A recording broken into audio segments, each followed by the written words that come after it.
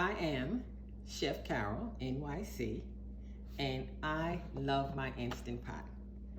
Today, I'm going to share with you my recipe for Instant Pot collard greens.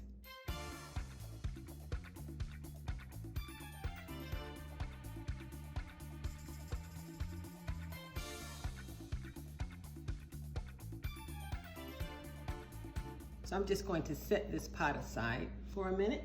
After disinfecting my sink, I have filled it with clean water. And what I will do now is demonstrate how to prepare the collard greens for cooking. It's always good to have equipment that makes your job a little bit easier. So you need a good chef knife and just sharpen it up just a bit. I found a nice bunch of collard greens today. Got these for about $3.50. So I'm going to take the leaves, open them out. Maybe I'll use about 4 or 5. I'm going to layer them, one on top of the other.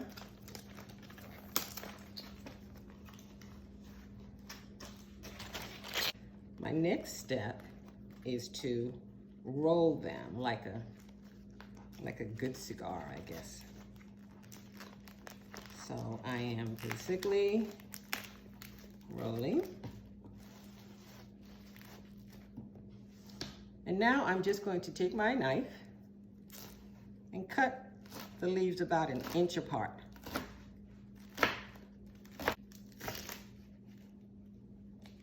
And then I'm just going to take those rolls and cut them in half.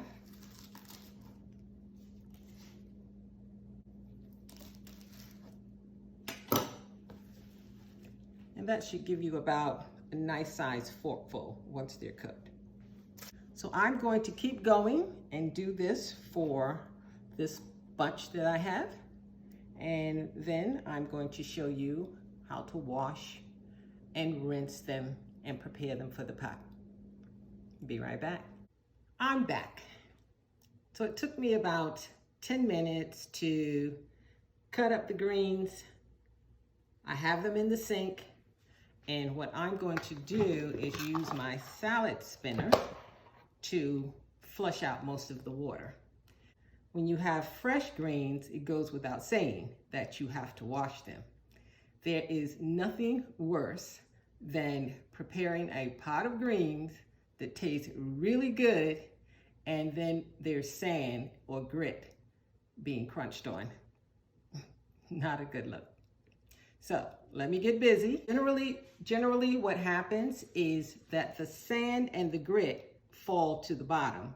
So it's a good idea between the first rinse and the second rinse to actually remove the greens from the sink. Just saying. I hope this gives you an idea of what I've been doing while I scrub these greens. So basically you see I have a sink full of water and I am scrubbing them together with my hands. And what I will do is lift them out and put them into my salad spinner, and I will flush out the excess water. So this is what you would be doing. Basically just rubbing them together to make sure that any sand or grain, residual sand or grain that might have been left on them after the 3 washes that the bag promises you. But definitely, if you're doing fresh, this is a must.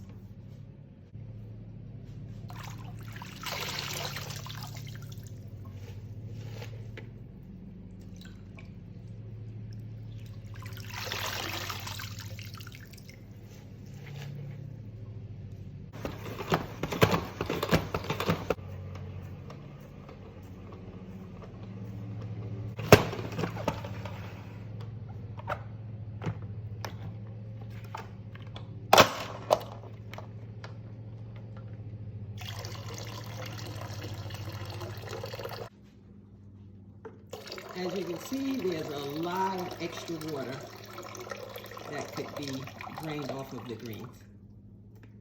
And that's why I love my salad spinner. So I finished washing my greens and I just set them to the side. Now I'm going to make the liquid that goes into the Instant Pot with the greens. So I have my measuring cup, 1/4 cup of water, and I'm going to use a 1/4 cup of apple cider vinegar. I like to use the Bragg's Organic.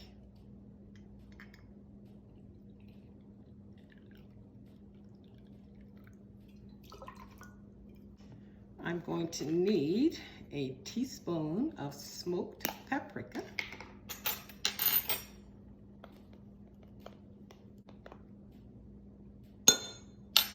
And I'm going to need a teaspoon of sea salt.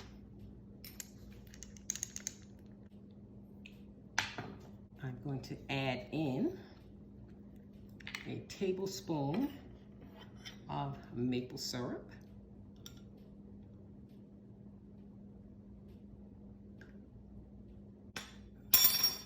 And you can add up to a 1/2 teaspoon of pepper flakes, but I caution that if hot is not your thing, maybe use a little less.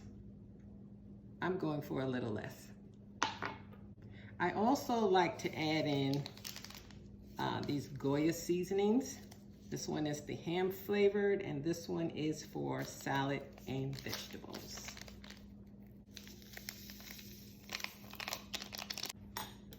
And I'm just going to take my spoon and mix that up. And then I'm just going to set that aside. I'm also going to need a small to medium onion. And you don't have to be so precise with this. This is going to be the first thing that I saute in the Instant Pot.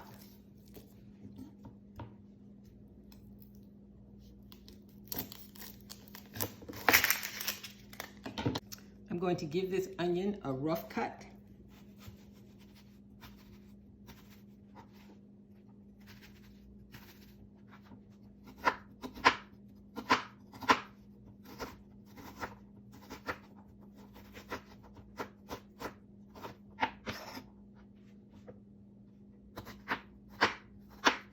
I'm sure there are a lot of tales about how to keep an onion from tearing up your eyes, from burning a candle, to having a pot of water nearby.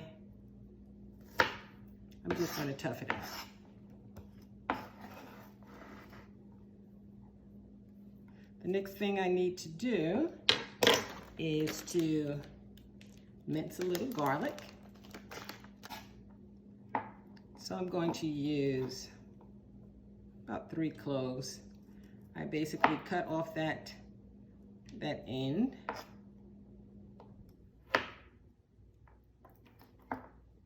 And I keep my garlic in the freezer.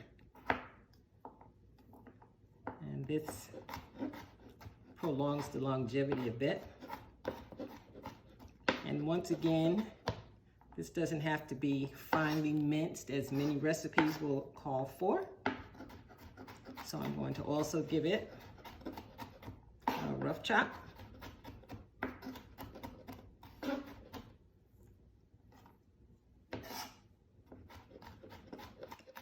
And I'm just about ready to put this into my Instant Pot.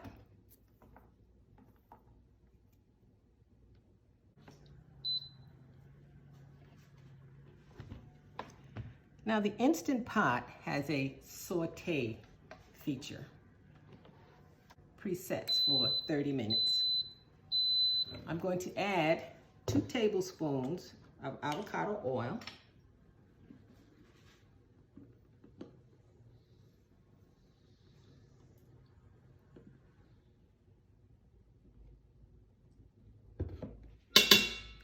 And I'm going to let that heat up. I'll know it's ready because the on button will say hot. Okay, so my oil is simmering and I'm going to add in the onions. It's always good to push the food in away from you just in case it pops out. The first thing available won't be your face. Take my wooden spoon and saute these onions and the garlic. Now, if you're the type of person who likes to use the stems, you can also saute the stems. I did not separate my stems from the leaves. I just cut them off. In the old days, I would have pulled all the leaves away from the stems and thrown the stems away. I've come to learn that we throw away a very vital source of nutrition when we do that. So eat the stems. I'm going to unplug the pot and then I'm going to add the greens and add the cooking liquid on top.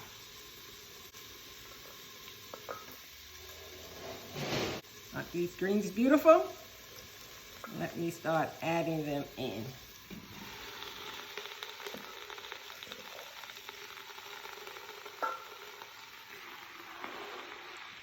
Generally, in your Instant Pot, you don't overstuff the pot. You probably make it about 3/4 full, but I know that the greens are going to cook down, so I'm actually stuffing them in. Now I'm adding in the mix.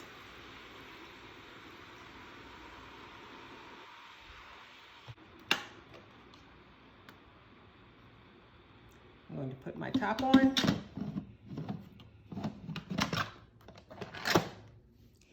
It's important when you use your Instant Pot that you make sure the valve is set, and that would be this valve right here, that valve is set for sealing.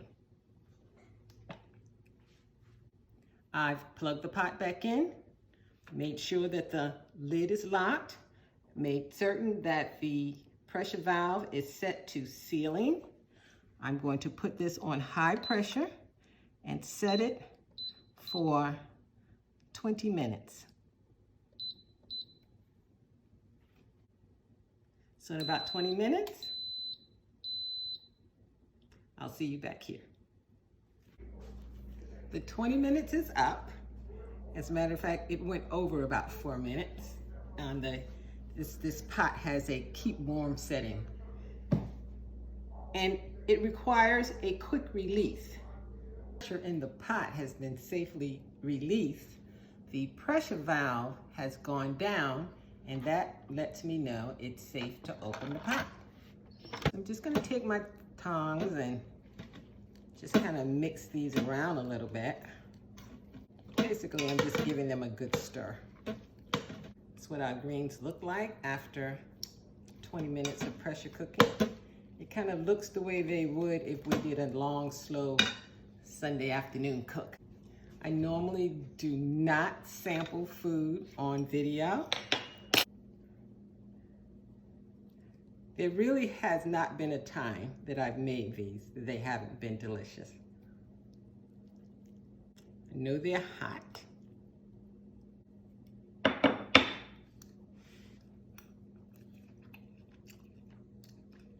Delicious.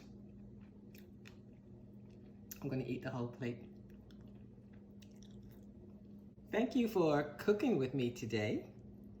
And if you enjoyed this video, please check out my other tutorials. See you soon.